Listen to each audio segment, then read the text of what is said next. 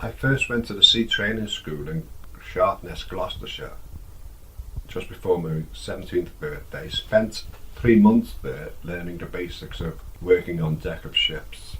I came back to Liverpool and joined my first ship, the Georgia, which was a passenger liner of the Cunard White Star Line, and sailed to New York and did 2 trips there.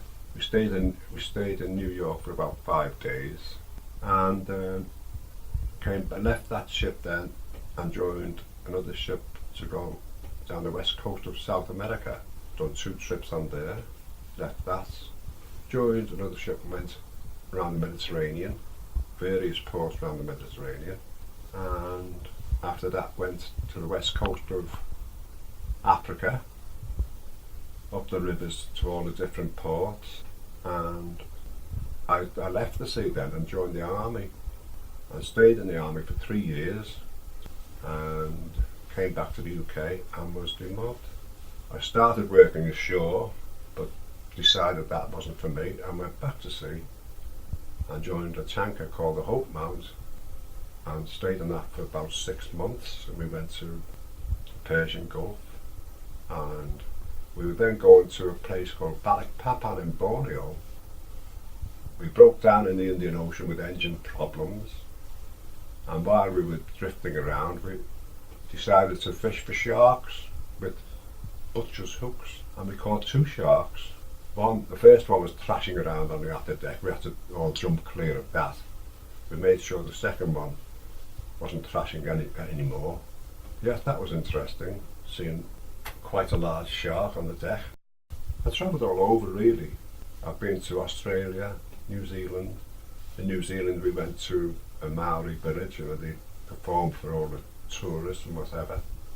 Finished up on the Mauritania, another Cunard liner. But she never came back to England. We were sailing between Italy and New York. But then, in between times, I'd met my wife, my future wife, in 1961. Met her at a dance in Liverpool, took her home. I've seen her every time between ships, and we decided to get married. She accepted me, and by the time on the Mauritania, we'd started a family. We were about to start a family.